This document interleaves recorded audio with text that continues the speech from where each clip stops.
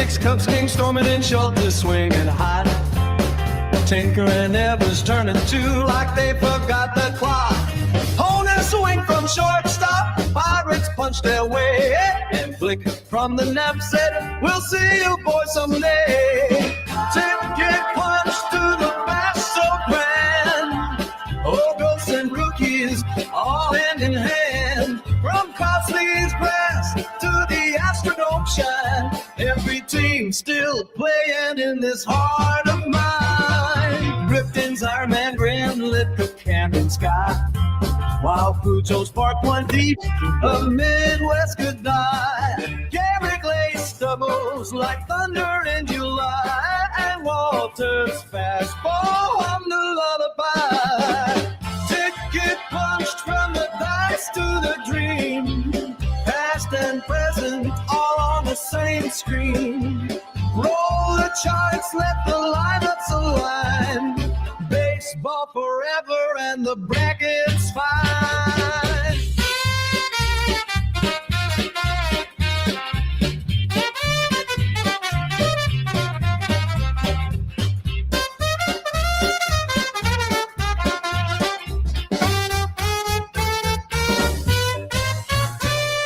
Pete rolls down head first, the crowd starts to roar. Star Joe's still sending baseballs out the door. Licky's on first and he's already gone, while Cedeno circles home to finish the song. 12 teams wait with banners high. Their names stitched proud in the Nashville sky. From Cleveland's past to the Bronx's might. The tickets punch, what a beautiful sight. So roll those dice and keep the score. The game ain't over, there's always more. Each click, each pitch, each dream combined. That's the bash, living on in my mind. All right. Great intro. I love that one. Thanks for joining us here. My name is Mike Silva. Oh, I'm sorry. My name is Mike Silva, and this is the Big Beautiful Baseball Bash. Geez, I think it's episode 18 now, or maybe more. I can't really. I lost count, Jamie. Here with Jamie Marshall, and we also have a special guest, return special guest here, and Marshall Garvey. Welcome back. Our first returning guest. Yeah, exactly. If you don't count Dave Lando. Annoyed him too much. Well, Dave Lando is but he doesn't count. So. He's part of the broadcast. Marshall, welcome back. Glad to be back and glad to have that distinction as the first repeat guest. Wonderful. Yeah. That's right. If you get the third time, you'll get the yellow jacket. There you go. So Marshall, well, I just want to mention first, Marshall Garvey is the author of the book Interstate 85, the Royals, the Cardinals, and the Show Me World Series. I picked this up. I'm still working on reading it. I failed to be able to give a book report today, but from what I've read, it's excellent. I just have only a chapter or two in, but it's excellent, and I'm looking forward to reading the rest. I have a feeling, I was telling him earlier, I might have to wait till after this bash tournament's over because it's really taking up a lot of the time. So, but yeah, Marshall, great job on the book that I've gotten through so far, and I'm really having fun reading it. Oh, glad to hear it. If you're loving it so far, lots of great stuff to come for sure. Yep. And I did mention I mentioned the book in the description of the video, and if you have a chance, go to Amazon and pick it up. I'm sure you won't be disappointed. So now we got the plug out of the way, right? Marshall, so I assume we had a good time the last time you were here, and that was at the very beginning of the final 32 tournament.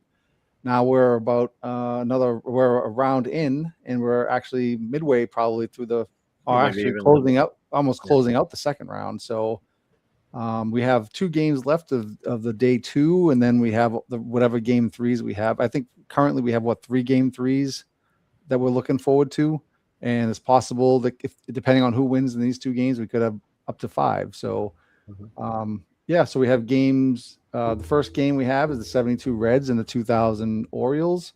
And after that, we're going to play the 27 Pirates and the 82 Padres.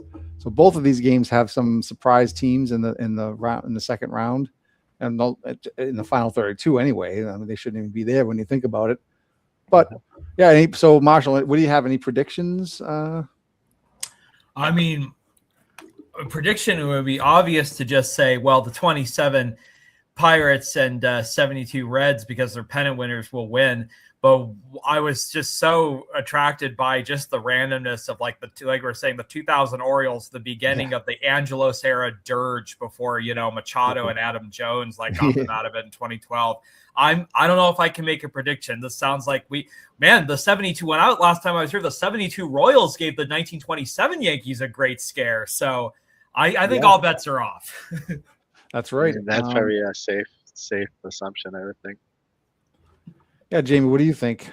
Sorry, I didn't even really get a chance to get you in. But no, yeah. I don't know. I just got to keep giving the.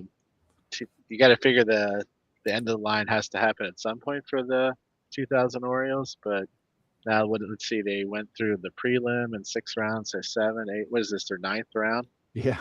So I don't know. Maybe there's something to it. Maybe they're going to go another round. You never know.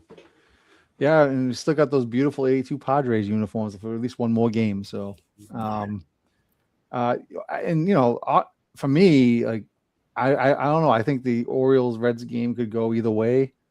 Mike Mussina pitching gives the Orioles, I think, gives them a good chance in my opinion. But the 82 Padres, I mean, John the Count of Monte Fusco. I mean, how can you go against that, right? That name. So, I mean.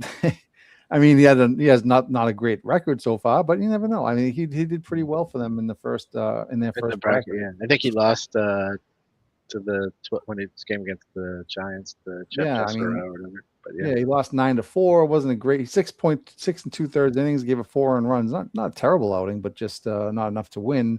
Mm-hmm. And he's he's going against Carmen Hill, who he also had a rough time in his first outing. So we'll see what happens and see who shows up.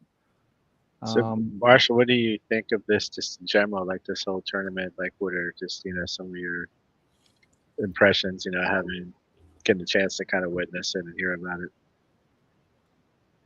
Oh, I mean, a lot of things. For one, it's really fun.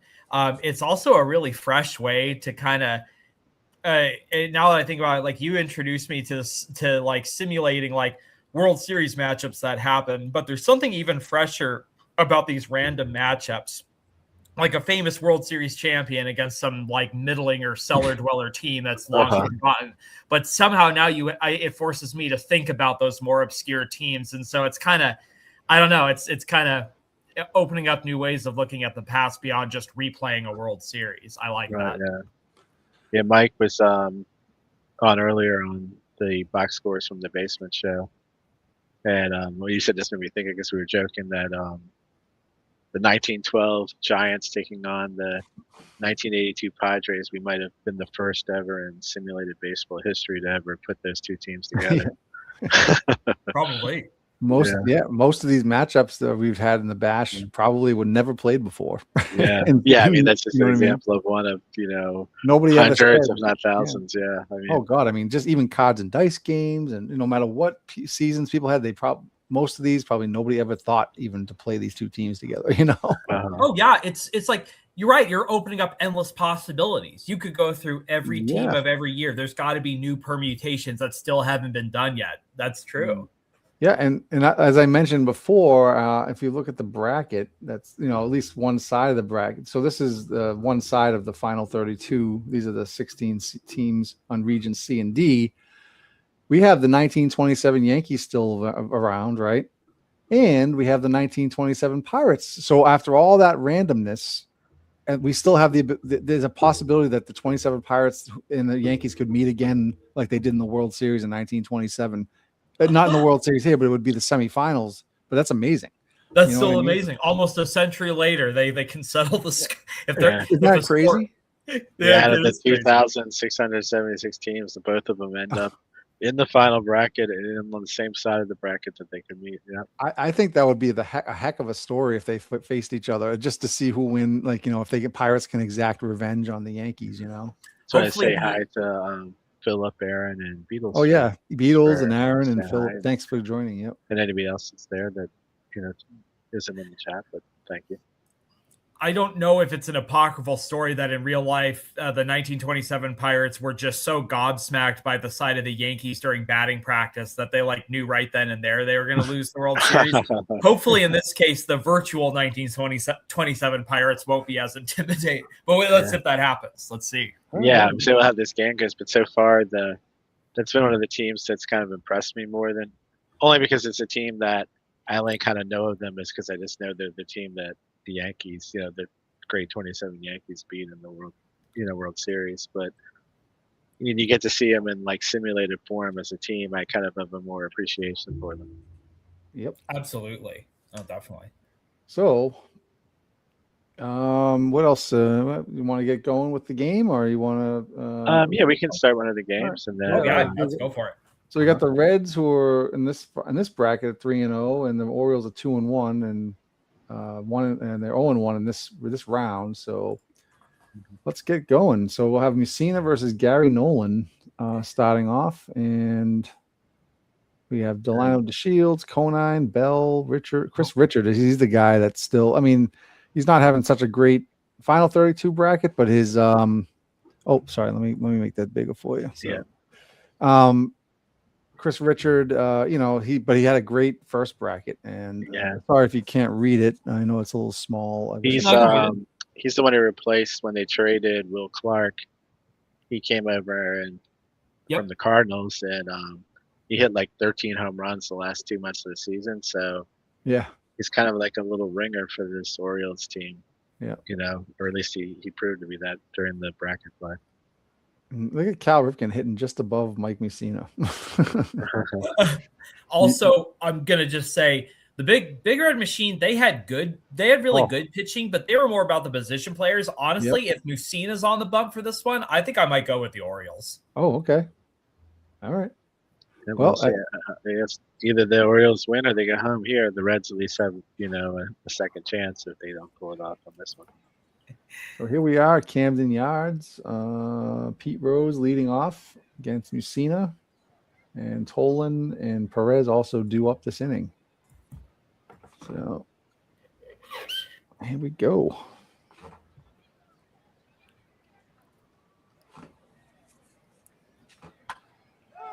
And base hit. Right after that. So Marshall, I don't remember what teams we saw, how many even games we played when you were. I think we might have played quite a few games when you were, maybe 3, maybe at the most. I'm trying to remember what games we played when you were on. You must have been on the second broadcast, I think maybe. It was the 66 Giants and like the Red Sox. Red Sox, yeah. Yep. And then it was the 27 Yankees and the 72 Royals at Municipal Stadium. That one especially was a treat. Yeah, that was good. Yeah, I think if I remember correctly, what game it was. Yeah. Pesky Paul wants to know who made that stadium. That's me, and me. Thank you, Pesky Paul, for pointing that out. Delano DeShields. And actually, this is the Mike Silva version of Camden Yards. So there's the game's Camden Yards. Yep. But I know Pesky. Actually, I kind of agree with him too. That I've gotten so used to Mike's stadiums that when I see the in games, I don't think they're not good, but I'm just more used to Mike's stadiums. Yeah. Well, I appreciate that, though. Yeah. Sorry, Marshall. Oh, I was just saying, like, the recreation of Municipal Stadium, like, that was terrific. Oh, thank you. Yeah, it's not a well-remembered one, probably, other than people in Kansas City. Oh, we got a scoreless first inning, and Johnny Bench here. He's only hitting 250, but he's got 2 home runs, and he's definitely known for hitting big home runs. Midlife, and here he's saying that Gary Nolan had a great 72, so he might be able to match Messina pitch for pitch. There you go. Good. Although it seems like most baseball games, when you start talking about the pitchers, that's when you're in store for a slugfest. And there's a base hit. So Cesar Geronimo, he hasn't been too bad either. He's had some pretty big hits and got on base quite a bit. And there's a fly out, and that does it for the top of the second. And we got Brooke Fordyce hitting 545 in this final 32. Wow. There's a name I hadn't heard in a long time. I know. Yeah, He's been a standout for them, in this final 32 round, the first round in this one. Now these guys, that's what I'm saying, and they've seemed to have put it together for a while now. But eventually, you never know at any time the wheels could fall off, and they did the last game. So we'll see what happens. But I think they've been close in all their They games. were. Actually, the last game they were leading late, and then they gave it up at the end. That's right. All right, we got Dave Concepcion for 231. He's hitting, and there you go. It was a base hit up the middle. Let's see if they bunt him over. I would expect to. And they bunt right back to Messina, and then they get the sack bunt down. And Pete Rose is hitting 500. He's 8 for 16, 1 for 1 today. Line drive. Ooh, short. Melvin Moore. Cal's at third. So this is old Cal. I always forget. Yeah, old Cal's at third, right? Mm-hmm. I'm used to 87 Cal Ripken now. So Bobby Tolan, 0 for 1. And the pitch is a strike, and that's it. Yeah, we're going scoreless after 2.5. And Melvin Moore, 182. Cal Ripken's hitting 182. So they're both 2 for 11. Yeah, they definitely need Rappel. All right. A big part of their wins. Early on. Here's Cal. Oh, there's a blooper into right. So the first two guys are on base. First and third, nobody out. 2 little blue pits, and now they're in business. And here's Messina. Oh, that could be a sack fly. And I think it will be. Yes, it will. So 1-0 Orioles. That was pretty clutch by the pitcher to get that run in that situation. Yeah. And there's a fly ball deep, but that's not deep enough. And we got 2 outs, and here's Jeff Conine, 273 average. 1997 Marlin World Champion. Yeah. Conine. Was he drafted in the expansion draft? I think he was. He's like an original Marlin, yeah. I think so, yeah. And I can't remember what team he was on before that. That might be something worth looking up. That's the thing about these. I always have questions about the players, and then we end up looking the stuff up, and I learned something. So and someone on the chat probably knows. I'm sure Midlife knows what team Conine was on before the Marlins. There's Tony Perez. I want to say that he might have been with the Royals before. Possibly, yeah. Might have been. Sounds like he could have been early 90s Royal. Conine. Wasn't the Red, no. All right, here's Johnny Bench. Reds need to get a run to tie it. Dave Landon. The Royals. Okay. Popped it up. Dave Landon must not be in attendance right now. All right, 1-0 after 3.5. So here's Albert Bell, the well-liked fan favorite Albert Bell. You guys were right. Jeff Conine was with the Royals in 1990 and 92. Yeah, I didn't remember him with the Royals. I thought so. Oh, Chris Richard base hit. Now the Orioles counted with their first 2 guys on base. Oh, no, sorry, there's 1 out. That's really Chris Richard gets second. Oh, man. So there's 1 out now, and there's runner at third trying to extend their lead. Here's Brooke Fordyce, and he hits a line drive to right, and it's going to be a tough one. Albert Bell's coming home. Oh my gosh, he's good. He made it. Wow, he just got in there.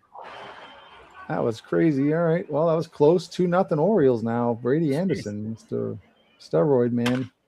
Look at that. It goes Wade Boggs, opposite field, base hit with the shortstop. Melvin Mora. All right, grounded to short, and they get bad high throw, but they still get him. And after 4, it's 2-0 Orioles now. So the Reds got to get on their horse here in the offensive side of things. And there's a fly ball out to center. Dennis Menke, he's hitting 1 for 11 so far in this People that are interested continue 1 for 12 now. Pesky Pole, he's been streaming a lot of his 1990 games. He just started. Messina's on fire. So after 4.5, it's 2-0 Orioles. Here's Cal. Oh, it's a shot. Sounded good, but Right, the center fielder. You've seen her. Cal Ripken never really had quite the power. Oh, nice play. No, definitely not. At the Camden Yards that he did at Memorial Stadium. He used Concepcion. to Memorial Stadium was just so perfect for where he, because it kind of short down the lines, and he used to just hit so many home runs, just like into that bleacher He section. struck him out. But the early versions of Camden Yards, left field was pretty deep actually. Yeah. Oh, yeah. A swing, Wow, Messina's on fire. and, He's foul struck tip out into 4. the net. He gets the strikeout. And there's a shot to the gap, but it's going to be cut off in center field. And he's going for 2 anyway. And he's going to slide in there. Pete Rose, 1-out double, and his Bobby Tolan is hitting 200 only. A swing, And he strikes out looking and, for foul tip Messina. into the net. He gets the strikeout. Here comes the Mr. RBI man. Here's Tony Perez, who now that since midlife's here, he can recall that in our Field of Dreams or Diamond Legends League, I traded him Tony Perez. No, I traded him Willie Stargell for Tony Perez. That was kind of I was having a fire sale, so I kind of and Stargell. Actually, he was in the World Series of that league just yesterday, I think, and Stargell is still on his team, so that's good. Anyway, so I digress. So here's Tony Perez against Messina. Fly ball deep to left. It's going to get down, and that's it. So the thread is neutralized, and Messina's still in there. Run left on base by the Reds. It certainly is a pitcher's duel so far. 2-0 game. Bell with another hit. They're taking Nolan to the opposite way today a lot. They'd have to get kind of reacquainted with Albert Bell as an Oriole. You say Albert Bell, and I'm just thinking 90s Indians all the way. Yeah. Or White Sox for that matter, yeah. By the time he came to Baltimore, his controversial days were kind of over. Oh, my goodness. Yeah, Brooke true. Fordyce base hit. Now they're going to send him home. The legend of Brooke Fordyce grows. Yeah, so say. Base is loaded, 1 out.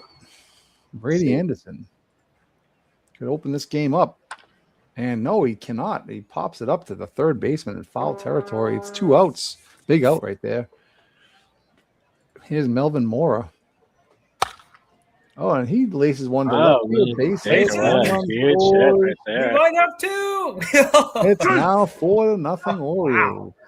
So the Orioles just have something to say. And Cal Ripken, base hit past the just second got past. baseman. Yeah, Morgan. I thought it was going to. And look at this! They're throwing. Okay. I don't know why they're 2 there, but I think they were. They didn't have him coming first, so he took a big turn around first base.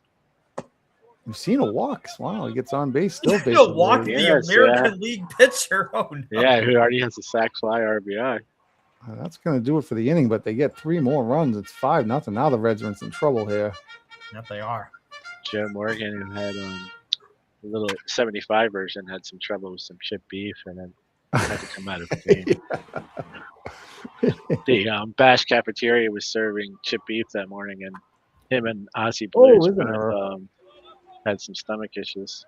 Yeah, they pulled Morgan out early in the game for the 75 Reds, and they lost that game, and they were eliminated from the tournament. So here's Cesar Geronimo. And that's going to be a tough play for Ripken, and he has to eat it. And it's first and second with 1 out. And here's Dennis Menke, who's only hitting a lot of time for this Reds offense. And he grounds into a tailor-made double play, 5-4-3. That ends the threat. So, geez, they can't get out. Like every time they start to get any kind of threat, he's shut it down. Nolan's still in there. He's give up 5 runs and still leaving him in there for some reason. Maybe they don't want to. Are they kind of throwing in the flag and just saying, hey, we don't want to waste our bullpen or what? I don't know. Probably. There's Richard, who's 2 for 3 here. He's back up to 400 average, so he's getting back up to his. Nolan is going to bat next inning too. Sometimes there's a walk if they can avoid, making another. They don't have to make a double switch that way. And there's a fielder's choice, and that ends the inning. And it's the 8th inning, top of the 8th now. The Reds find themselves only 2 times at bat now, left to try to make up 5 runs. and he's not going to do it. Do they have a new pitcher? I'm sorry, I must have missed it. No, he's still. But I didn't Oh, know no, he's he's still going to get pinch hit for. Here's comes the pinch hitter. Oh, there's this drive. Oh, wow. Oh, that's going to go all over the Joe wall. Haig gets in there, gets it off the wall in center field. So he's got a double with one out. Here's Pete Rose, 2 for 3 as well, hitting 500. And Rose hits a drive. Oh, it drops in front of the right fielder. I think that's Albert Bell, right? Yep. Yeah, Haig had to make sure that drops. Yeah. He was able to make the turn at third. But, let's see. Two guys on and one out now. And that could get a run. We'll see if they try it. And they are. And say Anderson doesn't have a great arm. Right. So 5-1 now. So now they're a grand slam away from tying it. And here comes. They just need the 2 more base runners on. Yeah. And Perez hits its drive down there, and that's going to fall in there into the corner. And he's going to go for second. He's digging in there, and he's safe at second with a double. Risky, but it could pay off now if they get a base hit. They're right in there. Joe Morgan, he's 0 for 3. He's due for a hit. He is. Not too far away from some MVP. Oh, line drive right to the center fielder. And that does it. Again. Yeah. Tom Hall is on the mound here. Okay. 24-year-old. Got to face Brady Anderson, lefty, and Cal Ripken. Let's see if they only leave him in for Anderson. Nope. The old lefty walks the lefty. That's always so frustrating. Oh, Melvin Mora drives a base hit. This is where they can easily end the game right here with a few more runs. Oh, okay. Here's Cal. Let's see if he can drive the stake into the Reds this game. And he walks. So you want to Trinidad Hubbard is click on. Wow. We can get Messina's pitch count if Midlife was curious. Yeah. Once we get. Well, if you went to the roster, you can get it. Oh yeah. He's where do you see that? It's at down by his across his name. He has 123 pitches. Oh yeah. Which in that era was probably right around his max. I would say maybe 135. Ooh, 2 lineouts. Wow. So they haven't given up a run yet. His Conine now at 2 out, bases loaded. And he walks home a run. Wow, that's terrible. Yeah, I could bury it right there. Yeah. And there's another line out. So there's 3 lineouts, but they get a run. They get and they're still up 5. And here's Mike Trombley. He's in there to pitch. Face Johnny Bench, Geronimo, and Menke possibly. The famous Ryan Kohlmeyer, which they're usually their closer, but obviously they're not. Yeah, and looks like the Orioles could have this one well in hand here, and might be a force to game 3. And Marshall would be correct in his first prediction. Like I said, with Musina, man, anything is possible. And Menke 5-4-3. That does it for the game. Boom. Orioles dominate 6-1 in game 2. So what do we got? 3 for 4 for Pete Rose and 3 for 4 for Geronimo in losing cause. We got 3 for 4 for Melvin Mora, 2 ribbies, 2 for 5 for Bell. Yeah, it's pretty much a good team effort there. They really hit all in that hard. A lot of their hits were like, opposite field think hits, but they were all timely. But really, Messina was the story, I would say. Oh, yeah, exactly. Anytime the Reds got even a couple of guys on, he found a way out of it. Yeah, so that was a good game. We will do the pilot. I'm going to actually play a commercial. Sorry about that one. Right. We had one of our new bash. So a little word for Bashball cereal. Oh, sorry. I need to have the volume up. Okay, there we go. When they asked me to be the spokesman for Bashball cereal, I said, finally, a baseball I can make contact with. And even then, I had to use a spoon. That's right, it's Bash Balls, the official cereal of the Big Beautiful Baseball Bash. They are packed with big league crunch, championship flavor, and the same amount of natural talent I brought to the plate, which is to say, mostly artificial. I know a thing or two about baseballs. I spent 6 seasons trying to hit them, catch them, and occasionally identify them as they went past me. That's why Bash Ball cereal is perfect for me. You don't have to hit it 400 feet. You don't have to throw it 95 miles an hour. You don't even have to block it in the dirt. You just pour it in a bowl. And believe me, after my playing career, anything involving baseball that ends with me successfully putting it somewhere is a major improvement. Every box of Bash Ball cereal is loaded with crunchy baseball goodness and Bash tradition. Ruth ate them for power, Williams for precision, Reggie ate them for swagger. I eat them because nobody can option you to the minors at breakfast. Inside every box, you'll find great Bash flavor, a collectible Bash card, and maybe even one of my old batting tips. Throw those out immediately. Hey, Euchre, what are you doing here on the set?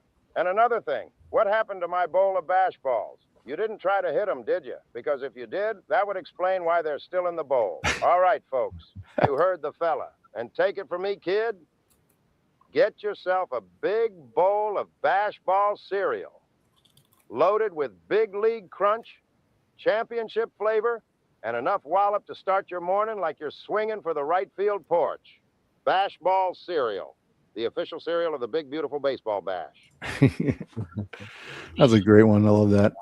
It's funny they filmed that right in the same bar where they filmed the light beer for Miller commercials too. All right. Oh, that's not what I want. All right. That's an old one. Yeah, I'm not too good on the video transitions here. Yeah, we do our best. We need a studio. So if you don't mind, Jamie, can you keep been busy? I just have to step away for 1 second. Oh, sure, no problem. So I know it's unprofessional, but I had a cup of coffee and a couple of seltzer water. So I'll be right back. Sorry. But you need to get the astronaut diapers. No, I was going to ask anyway. Just to remind people too that Marshall has a really great book out on the 1985 World Series, and anybody interested in 80s baseball or just World Series in general, and obviously just baseball in general, I would definitely highly recommend it. But what are some other books that you've read recently by other people that you might want to throw a recommendation out for? Oh, of course. Well, I've been reading a ton of baseball books this year. I read this wonderful book, a great biography about Roberto Alomar by David Ostrowski. I know Alomar is a big turnoff for a lot of people, but like Ostrowski wrote it in a really crisp and readable way. Oh, wow. A Baseball Gaijin by Aaron Fishman about Tony Barnett, an MLB pitcher who turned his career around in Japan, and he came back to help the 2016 Rangers be the winningest team in the AL that year. I just finished Leave While the Party's Good by Lee Cluck about the great executive Harry Dalton for the Orioles in the 60s and early 70s. Oh, yeah, I did see that one, yeah. Yeah, great one. So many great books. And I just got my copy of The Last Manager by Miller about okay, yeah, I read that one actually earlier this year. That's a really good book. Yeah, I've just been reading so many great books. So my baseball author pals, man, they're talented people. They've been writing a lot of great stuff, and I've been enjoying seeing what everyone has got. So yeah, those Roberto are just Alomar, to me, I was too young to. Joe Morgan's career was, he was like, with the A's by the time, or end of the second round with the Astros before I remember. But Alomar, I always think is the best second baseman that I ever, got to see play. Oh, not counting the guys before him, but I'd never seen anybody that, besides his hitting was great, but his defensively was just amazing. Oh, he was like a whole other beast. Alomar was just incredible on the field, an automatic top 10 in all time for second baseman. Yeah. It's just other things about him that really. Yeah, he had some off the field things that but I used to watch him play second base, and he'd practically be out in the middle of right field. He could just cover so much ground or whatever. Are we not mentioning? Well, he said off. I don't know what he did off field, but he spitting in some guy's face on the field. Oh, and other things too. You can read David Ostrowski's book about it. He handles it well. But yeah, Jamie was just asking me about some other books that I'd read as of late, and I was just recommending them. Been doing a lot of good reading this year. So, and he made it to the finals with the '93 Blue Jays, but unfortunately got knocked out in the first round of this final round. Yep.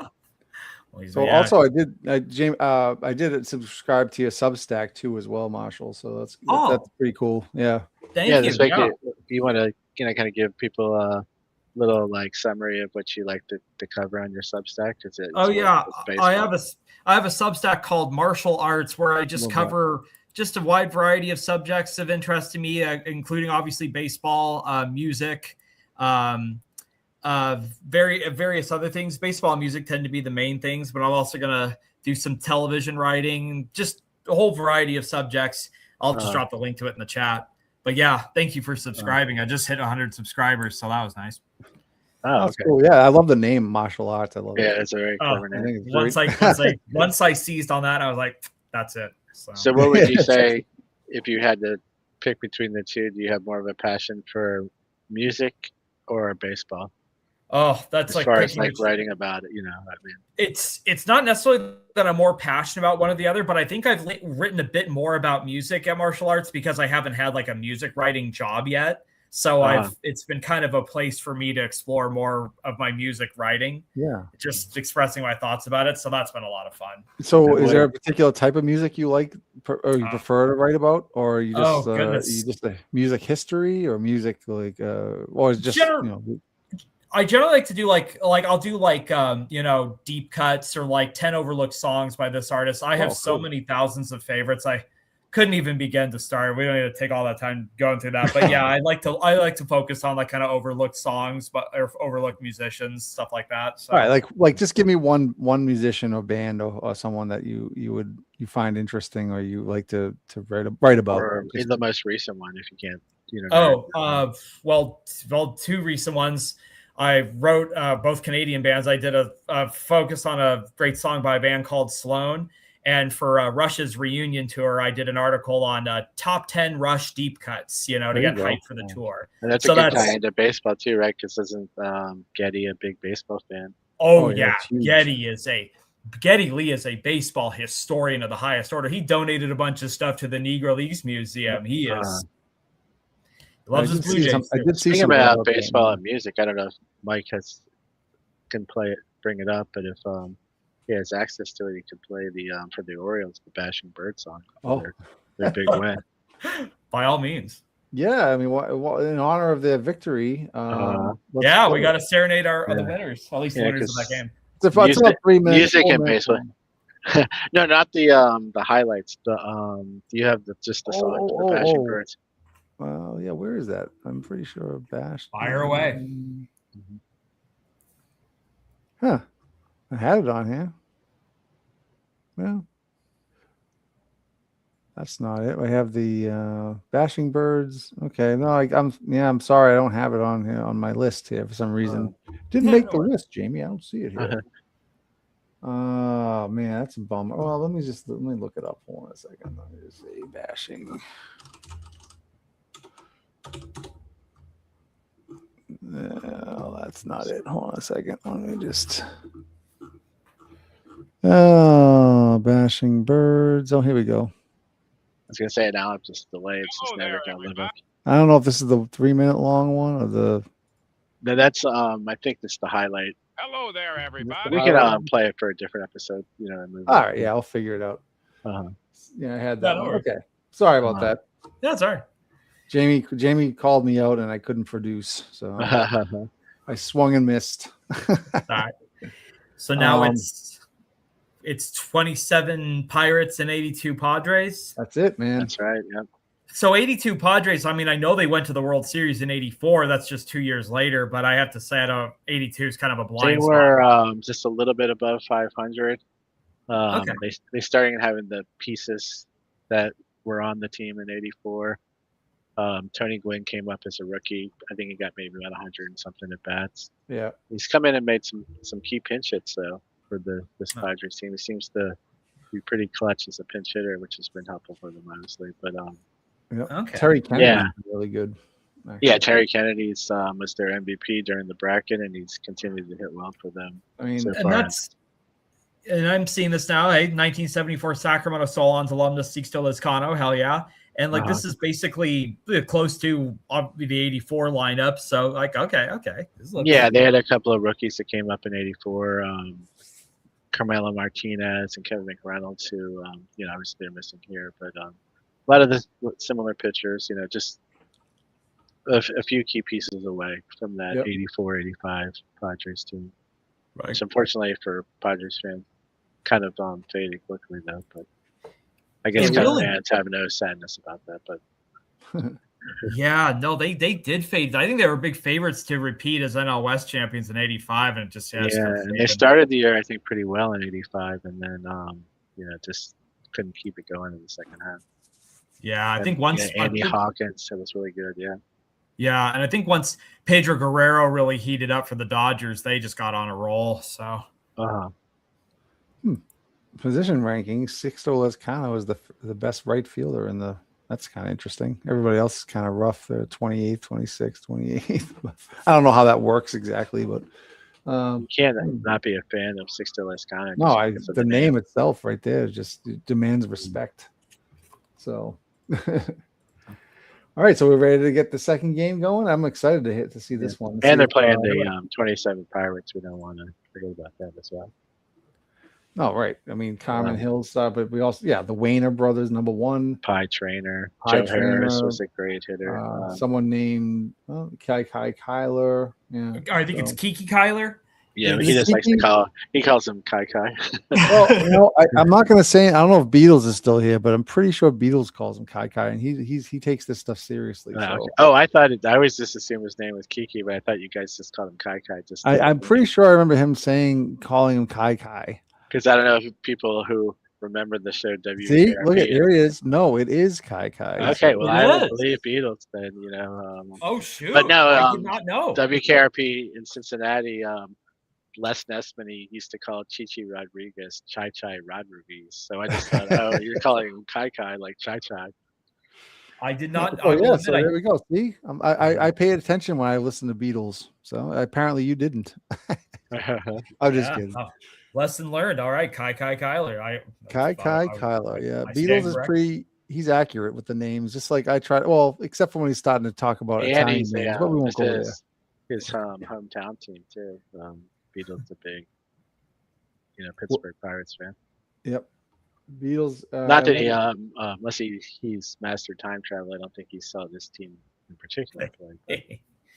But you get to see him tonight here on the Bash. All right, man. Well, here we go. We're at beautiful Jack Murphy Stadium. And Kai Kyler is the starting pitcher against John the Count of Monte Fusco. And he's going to face Lloyd Wayner and Paul Wayner following that. The Wayner brothers are excellent hitters, 471 and 400. Actually, the next four batters are excellent hitters. You got Joe Harris and George Grantham all hitting 400. So you got four guys in a row hitting over 400 in the bracket so far. Although the Padres, they're no slackers themselves. You got Richards is 444, Kennedy's 333, Salazar's 467, Flannery's 400. So, but they do have a few guys that are in the hundreds, well in the low hundreds. So, we'll see what happens. This is why we play the games. Yeah, so. This team got here mostly by their starting pitching's just super consistent. They got probably as best possible starters they could get out of them. It seemed like every series. Here's the pitch to Kyler, and Kyler drives it deep to left center field. It's going way back and lead off home run. Wow. Kyler. It's one pitch, bam! That's the first time I've seen this in these simulations. And they're selling Kai killed it. Jeez, I'm sorry. Cotton Candy guy's going crazy. I know he is. He's hawking his wares. He's seizing an opportunity right now. Yeah. Let's just watch this again. It's going to give us the flyby again, but we'll see this replay. 416 feet. If you want to look at the exit velocity, it's on there, but I don't really care about that. So, look at that. Damn. Yeah, right over the jumping. So Kyler did the Pirates a 1-0 lead. Update on his nickname was Kai. He said as a kid, and that's where the Kai comes. And also, Ward Cleaver, the Beavers' favorite player, he said. All right, and here's the other Wayner. And he walks him, so... You can't get through an inning without one of those Wayners getting on. Yeah. And there's a line drive to right, and that's a base hit. So it's first and second. So Montefiasco's having a tough first inning here so far. Let's see if they can get out of it. Oh, George Grantham. Wow. Okay. He's going to make sure he doesn't get to third. And Pie Trainer up. He's only hitting 188, 3 for 16. So, wild pitch. So it's tough.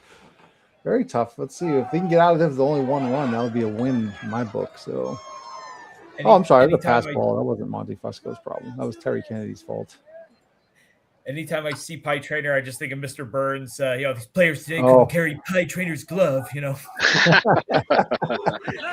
Well, he just hit a 2-run single, so it's now Boom, 3-0 Pirates. My trainer didn't have a good glove, although He really did. some people are question his Hall of Fame level, but Well, it looks like not I'm gonna be really wrong a in my ton of prediction. third baseman. The people that saw him play thought, they compared him to Collins before. He was probably the next. Well, that's Gene that's the Richards. highest compliment you could pay an infielder to compare to Eddie Yeah. Collins. I know. Rupert Jones, line drive, and it's an out. And his Sixto Lescano hitting only 176. It's very rare for 60. And grounds out weekly, so Now he's hitting 160.06. I have a friend, Paul The huge- Bauman. He's sorry, go ahead. Oh no, go ahead. I was just I was saying saying, the first name. I have a friend, Paul Bauman, who's writing a book about the 1974 Sacramento Solons. I'm pretty sure he interviewed nice. Sixto for the book. I'll have to confirm that. Ah, that'd be interesting. Yeah. Foul tip into that's the great. middle. That's He great. gets the strikeout. Solons, huh? Oh yeah. That's- Oh, there's a shot to the center field, and is that Rupert Jones? No. And who the is it? stadium, Yeah. was it Hughes Stadium, the one that I sent you that link for with the Yes. Woody's? There's a someone made it for this game. You can bring that stadium up in this game. That What is so stadium is it? cool. The Hughes Oh. Stadium. Yeah, I'll have to one time. Obviously not tonight, but offline. Oh, sorry. Yeah, somebody made that. Yeah. Yeah, they made that stadium. Was that in OTP land or in the Yeah, fall? it's one of the minor league stadiums that you can Yep. put in for out of the park. Well, we can take a break after the third inning and check it out real quick. Oh, that'd be Okay. awesome. That's so cool. Well, just look at the picture of it anyway. See how it looks. Yeah. Oh, and Jamie, I sent Paul that clip of the 74 Solons. He loved it. That clip had me just howling. That was so fun. That was. This for the people that I don't know if you. Some people might be familiar of Woody's, when he was actually a writer, but they used to show on ESPN Classics these from CBS News Woody's Worlds he would do for the news and cover sports segments, and there's one on the Sacramento Solons from '74 because they played in the stadium with like a ridiculously short left field. Who was it that you're saying about it? Was it Woody? Who was it? It was a segment called Woody's World. But who was it? Woody Page? No. He was. Oh, okay. I'm not trying to remember his last name. His dad was a very famous writer too. But Oh, okay, that's fine. I thought it was Woody Page. You might have been talking about. Okay. yeah. I was like, oh, that'd be surprising if he did something on the Solons. But Oh no, we're not talking about the stadium. We're talking about the guy in the news segment. oh, my fault. Oh, there's the first hit for the Padres. So that's John Montefusco with the base hit, trying to do it himself here. Yeah.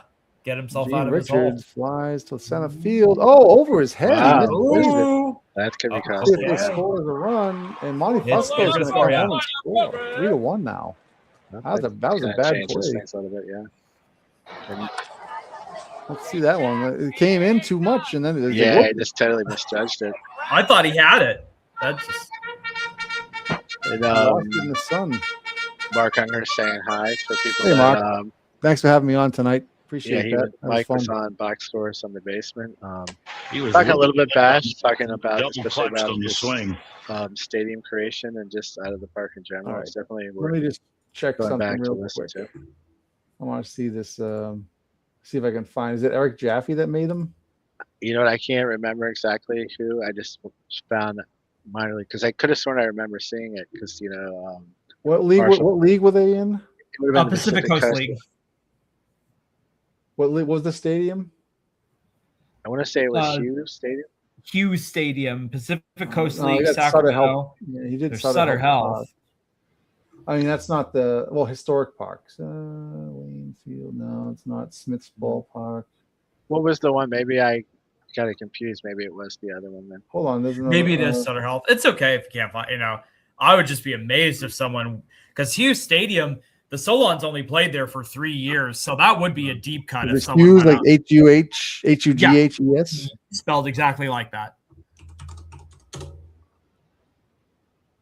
Yeah, maybe not. Minor League Baseball.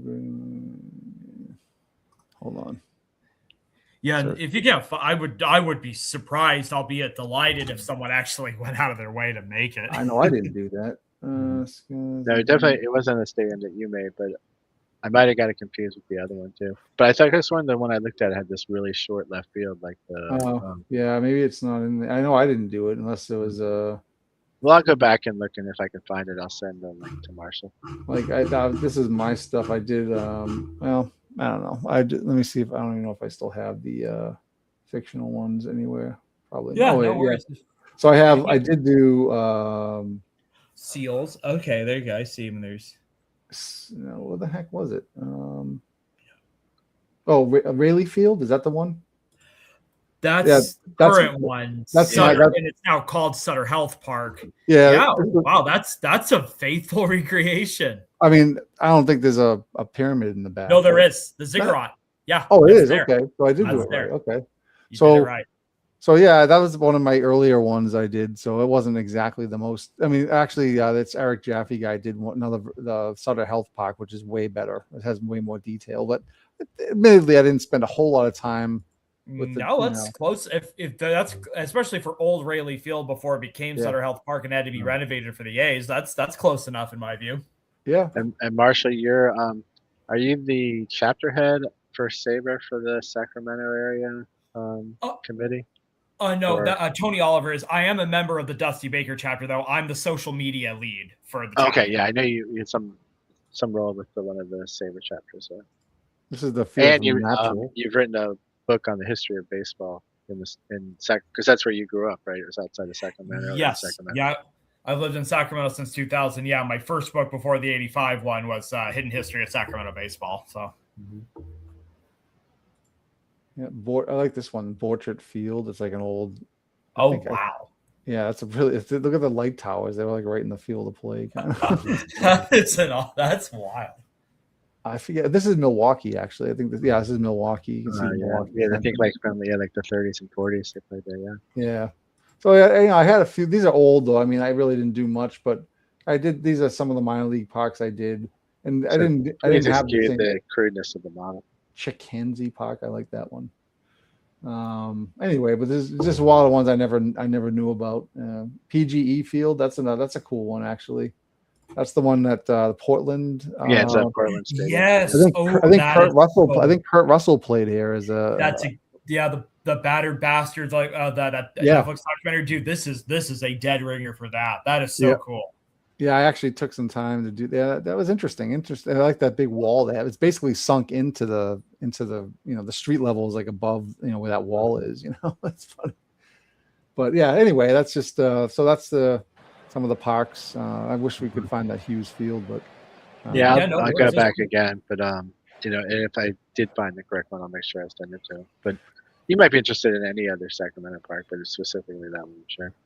For sure. All right. Back to the game. We got a 3-1 game. Pirates are leading after 3. Yeah, we actually have a good game win here. Yeah, Montefusco still in there. He's kind of settled down in there. Oh, there's a nice diving play by the shortstop. Gary Templeton. Templeton. Okay, not Salazar. He's third base. Johnny Gooch. I love that name. And Midlife is right. I just saw I said Woody Woodruff was there. Woody Woodruff. Okay. And his Sixto trying to break out of his little slump he's got going on. Man, he flies out to center. Still not able to do it. Terry Kennedy. And a swing and a miss. Struck him out looking. He's retired. And carrying most of the offense for them. Yep. Salazar grounds out, so the Padres are whimpering. It's still early, obviously. 4 innings played, and top of the 5th, and the pitcher Carmen Hill's up. I believe he's bespectacled. I think especially for that area, was not as common. I think all their starting pitchers wore glasses. I know that the last two games, the 2 and 3 starters did. Yeah. And then I think they had a really good reliever who also wore glasses. Yep. Here's Lloyd Weiner, and he grounds out to first. So, yeah, all right. Well, it's calmed down a little bit here after the first inning for Monty Fusco, and Broderick Perkins has faced Templeton and Flannery are due up here. And it's a ground ball sharply hit, but picked up by Trainer. And just getting back to, like, I just saw Beatles was talking about Trainer, that they considered him the greatest third baseman when he retired. That's always a thing with, like, Hall of Fame stuff, because we always look at things with hindsight, you know. That's a home run. Fly ball. That changes everything. This one is sailing up and in for a home run. Wow. So I'm sorry, what were you saying, Jamie, about Pie Trainer? Oh, yeah, I was just saying that, like, you know, people look back, oh, well, why is this guy in the Hall of Fame or that? And I think you got to take into consideration what the people at the time thought, and that matters more than what people think, you know, 50, 100 years later. Yep. Here's the pitcher still in there, Monty Fusco. So they give up another. So it's a 1-run game now. It's sneaky close again, and here we go. It didn't feel like very close, but now Jake Williams, I think, is pretty confident there because his starting pitching has been really good for most of this tournament. And there's a ground out to short, and here's Joe Harris, who has a pretty good. He's 7 for 15 total in the bracket. And a slow grounded to short, and he picks it up and throws to first. There's 2 down quickly, and here's George Grantham.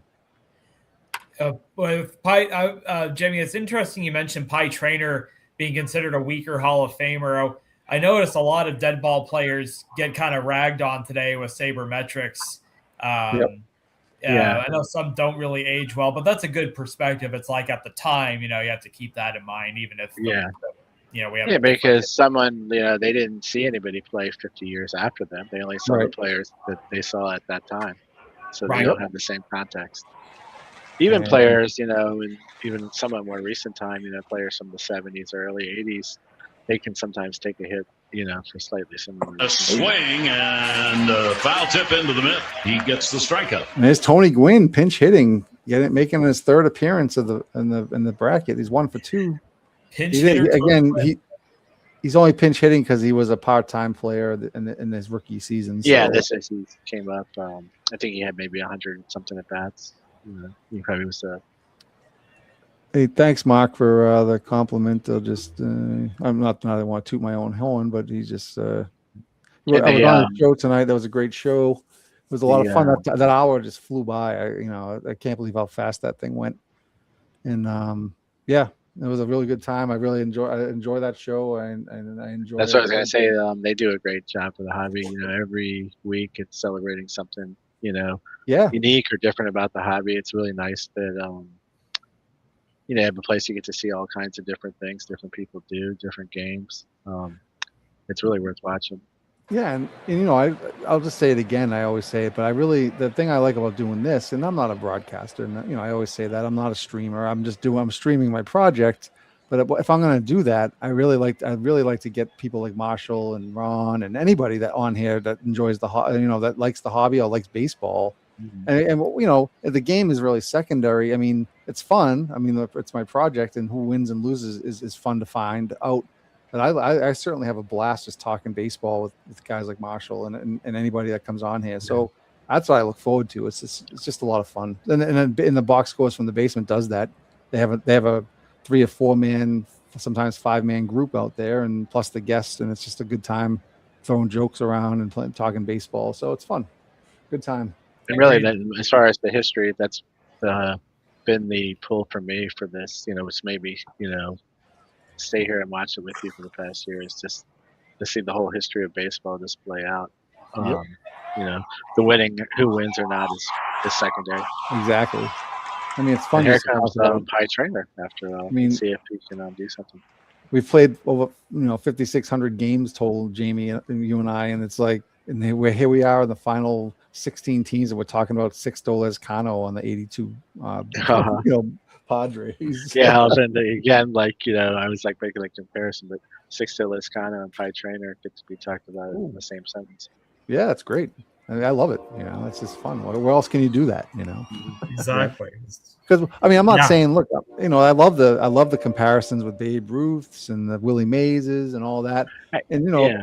and plenty of people have streamed plenty of games between the 66 or whatever Giants or the 69 Mets and the 61 Yankees. But this is just something that's unpredictable and it's just great. You know, you just Well, this kinda is go with something it. too that simulation, you know, baseball or could be sports in general, but let's talk about specifically baseball. But you know, the books are great. You know, obviously we love what Marshall does, Yep. but there's Oh. a different lane that you can explore with simulations that you can't because you know obviously books have to be relatively tied to history, and you know if Yep. you want to get away from history, this is the best probably medium to do it. Yep. That's a good point. And there's a base hit, run scoring base hit. So it's 4-2 now. Pirates are trying to, you know, extend their lead a little bit here, get a little more comfort. Here's Kai. Ooh, that could be a double play ball, and he has trouble getting out of his glove. And, oh no, I'm sorry, there's 2 outs already. Oh, we got some name that tune here for the 7th inning stretch. What do we got? The same Beatles might be able to get it. Doesn't sound like I know, Beatles. It sounds more like you know, some bluesy music. No, it's from the 40s. Yeah. Oh. Shoot, what is it? Take a Sentimental Journey. I don't know if that's the name. That's funny. Well, let's see if Beatles will confirm the answer if he's still on or not. I don't know where I got this sound pack from, but it's pretty cool because there's a lot of different songs, and it makes me really try to figure out who the. Maybe 1 out of 3 we can guess. It plays some pretty random songs, at least to us. Random. That's fun. I didn't know it mixed it up with the live organ music like that. That's a nice touch. Well, yeah, it's just some sound pack I downloaded, and it just some reason it picks. Well, I must have downloaded a whole bunch of different organ music sounds. It seems like it's all from the same. This is all news because I don't remember all these songs. I don't when we either. played I don't it. either, but I didn't touch it. The game knew we were getting into this final round, and it just uploaded new songs. Yeah. And Midlife mentioned Juan Eichelberger. It's funny that he's come through for them so many times in this bracket. You know, when they needed a win, he beat the '56 Yankees. He's the one who beat the 1912 Giants, beat Rube Marquardt. So if this did go to Game 3, I think the Padres wouldn't want anybody else but Juan Eichelberger. Yep. So sports sims are like settling the best bar arguments on a tabletop or PC. That's true, Mark. Yeah. Mark, great like comments. The one about the uncles, it is. Yeah, this one's great. I agree. A younger viewer comment that watching us was like watching his favorite uncles talk about sports, which I loved. I was gonna say, I was waiting for him to say favorite uncles like killing each other in the living room over sports. You know what I mean? Yeah. Like the guy that was the video I was just showing you, Jamie, before Uh-huh. at the Thanksgiving Day table. It was a funny video I was showing him. Like it was like a Massachusetts guy, like, you know, it was a video taken at Thanksgiving dinner with these 2 guys, like, I don't know, his father's son or something. The guy was like older guy, like yelling at his old father. He's like, "You're not gonna talk to me like that." He's like, "I'll put your head through an effing window," you know. And like the whole family's just sitting around the table, and the kids are laughing, and the mother's like, "That's not nice." Anyway, that's why I would imagine the uncles. It's funny talking about uncles talking to you because I was by far the youngest in my side of the family, and my mom was by far the youngest in her side of the family. So when I was at Thanksgiving dinners, my uncles were talking about Redskin games, but they were talking about Sammy Baugh and then the original number 44 to them, Andy Farkas. Like, you know, these are guys that played like in the 30s and 40s or whatever. Jeez. That's funny. What was that? Midlife shame he's going to the. Oh, he's thinking about Sid Eichel, yeah. Yep.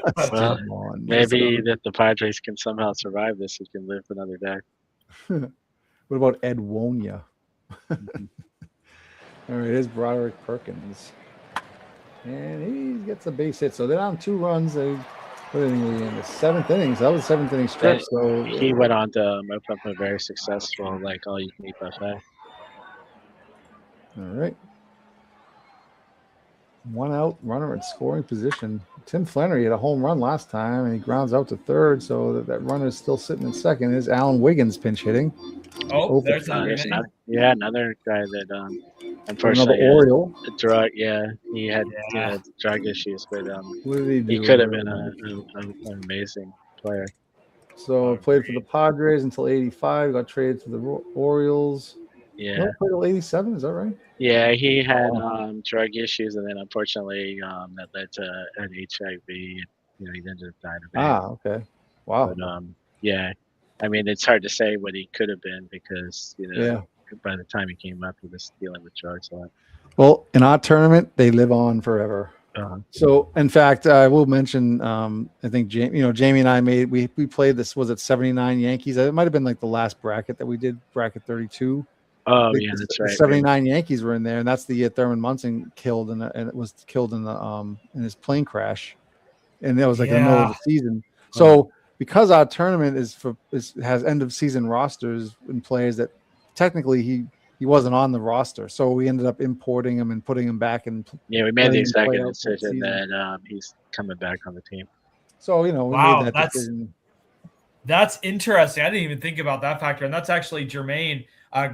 Greg Pryor and of the 85 Royals and I are working on an article that involves Thurman Munson. Greg actually played in Munson's last game, literally the day after the game. It was between the White Sox and Yankees. Munson and Pryor faced each other, and the following day, Munson died.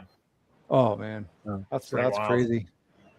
Yeah, that is crazy. Yeah, that's amazing. Like you're just like, I'm talking to Greg Pryor. I'm like, oh really? Oh yeah, cool. No, he and I have really clicked. He's really cool. That's really cool. Is that all from your 85 book, your 85 World Series? Is that where you started you started to hang out and talk to him, or did you know him before that? Yeah, I had befriended him. I actually didn't interview him for the book, but I met him at the reunion last year, and he noticed all my posts, and he was just like, "Hey, Marshall, this looks like the guy I want to turn to write a story." Nice. So yeah, we're working on something special together now for his new website. So it'll be pretty cool. Was he on the 85 Royals? I knew he was on the Royals, right? But maybe not them.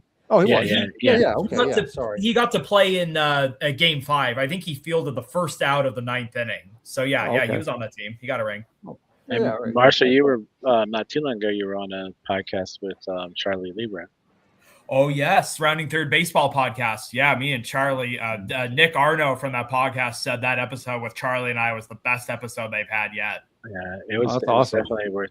Charlie Lieber is a really interesting guy. He is. He's super cool. Love him. He's pretty good in my 87 replay too. He's doing pretty well. Oh yeah, good left-hander. Great left-hander, great control pitcher. He didn't have overpowering stuff. Just like his nickname Rembrandt. He paints the corners.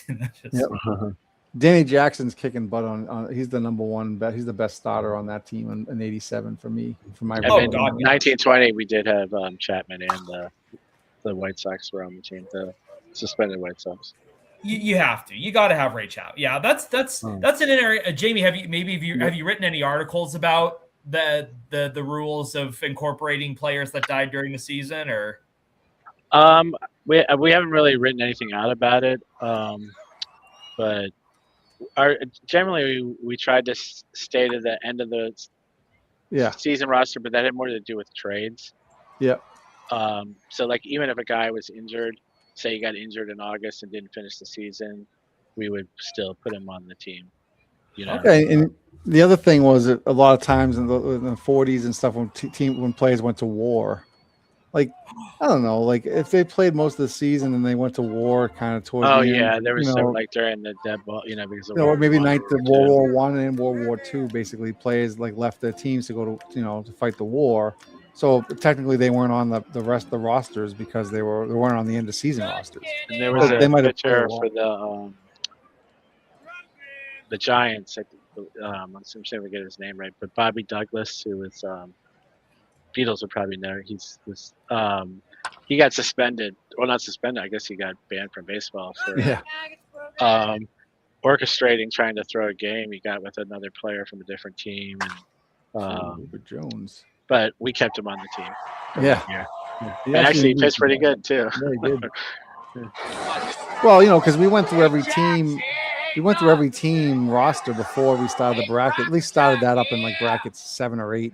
Yeah, we tried to go to through every really team get and it make right. sure the players, Mhm. the active roster included all the players that actually played the most. Yeah, we just on the wanted to make team. it consistent. And Yeah. yeah, I mean, because so we didn't want to have one guy on the roster that had 2 at bats in the season, and then have a guy in the inactive roster who played 80 games or something. You know what I mean? Right. the main thing we're trying Sometimes- to avoid is if a player got traded mid-season, we wanted him not on one. We didn't want him on 2 teams, and so we had to make the decision when he'd be on the end of the Right. season roster. We just think it matched like the end of the season for World Yeah. Series. So, that was just the So decision.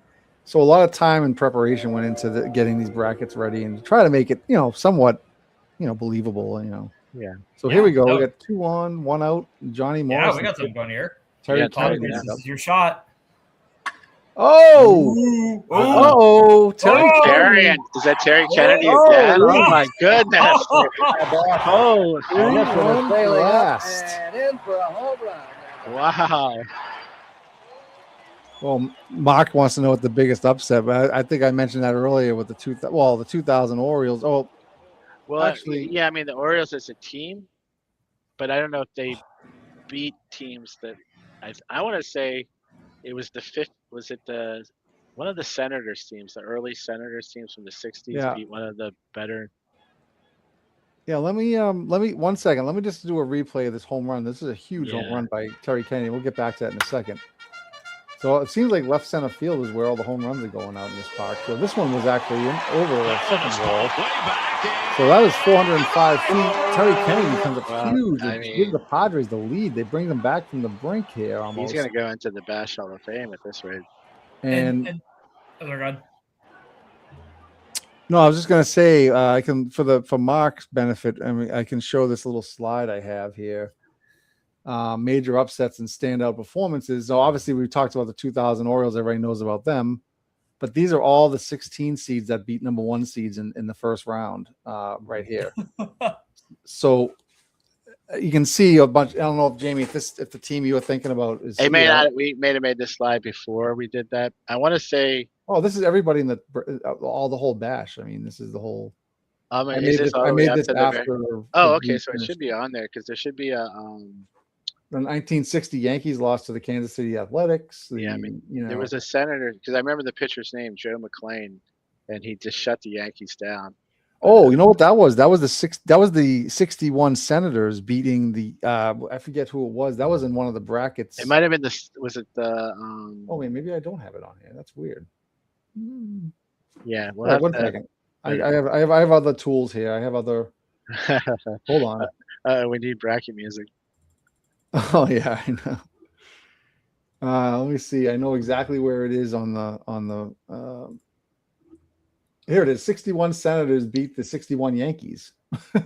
Yeah, that was Joe McClain for the Senators. I remember that guy's name just because of that game. Yeah, So but Mark's right. Obviously, the '69 Royals beat the United Braves. There's a lot of big upsets. Obviously in 3-game series.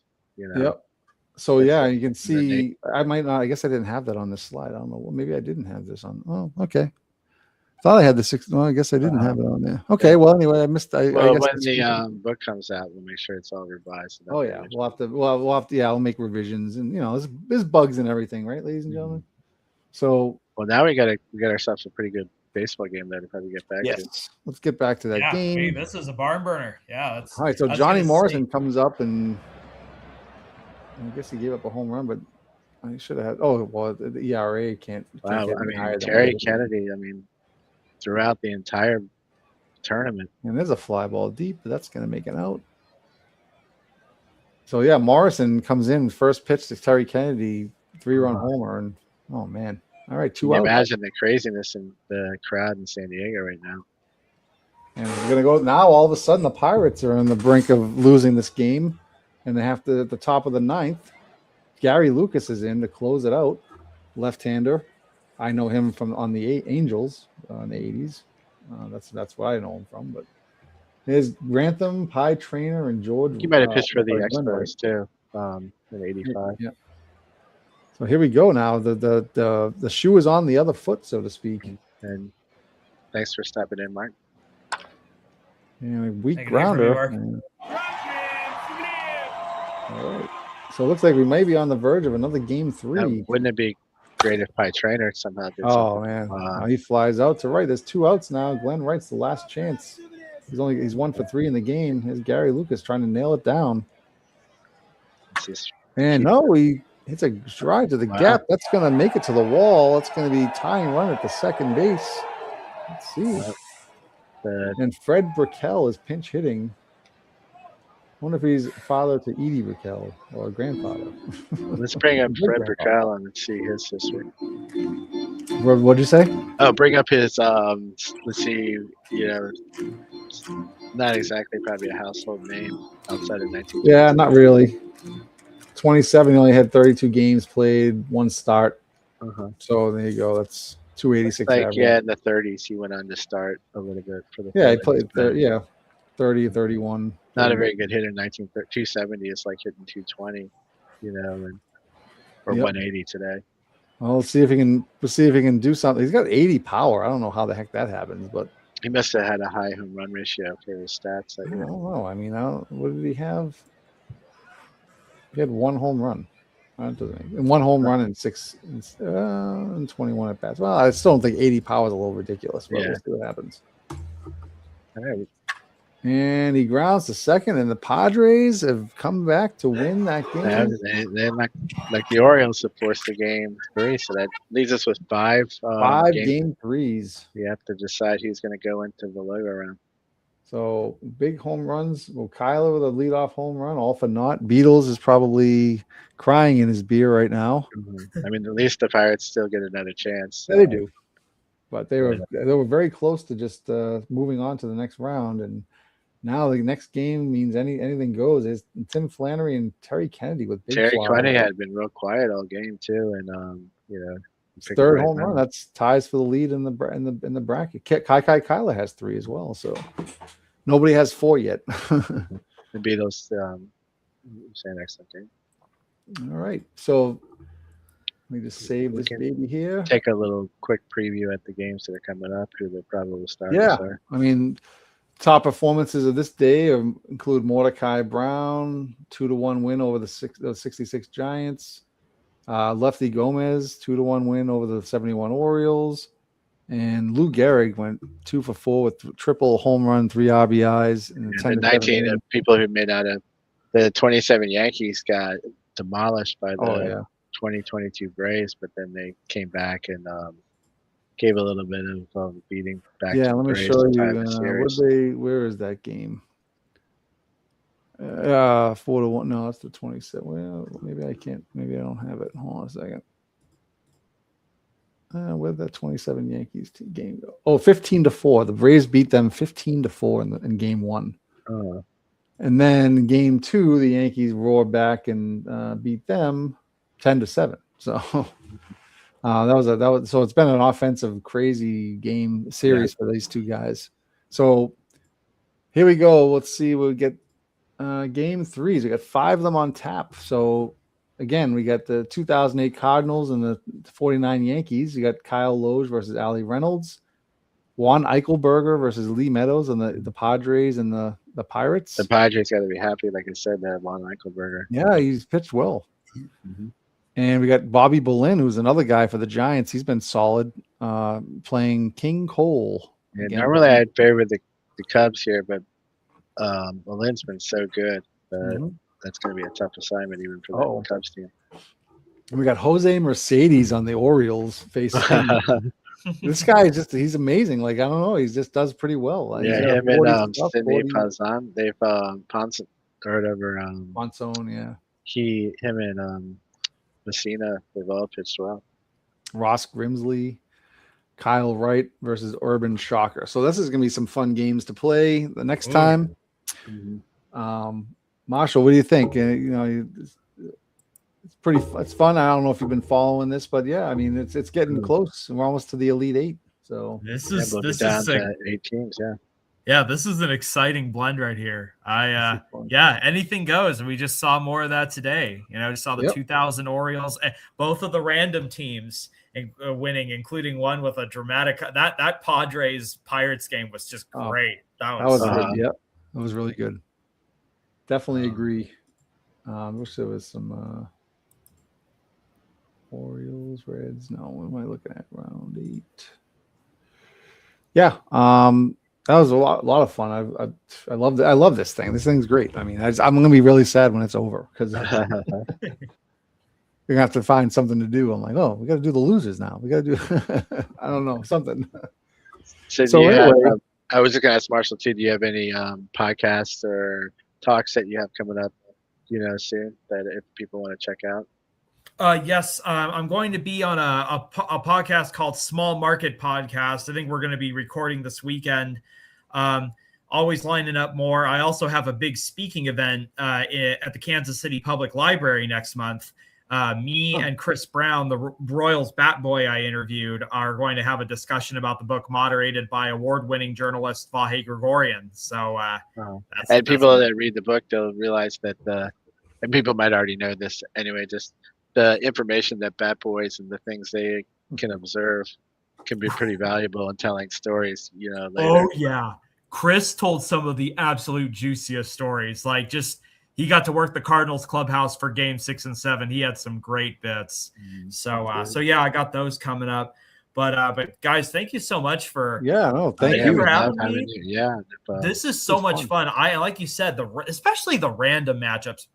Not that I don't have fun with straight World Series matchups or famous teams playing each other, but throwing in these randos makes for so much fun. Great name drops, great chaos stuff in each game. And that kind of goes back to just the format too. Like on the one hand, you're like, well, 3-game series, they could be 7, but it just adds a little bit more, to the fun of it. Although Mike and I did make the final decision that for the semifinals, we're going to play a 5-game series, and then the finals will be a 7-game series. But the 3-game series throughout the bracket may not be to the purest, favorite, but it made for a really fun tournament, at least for us.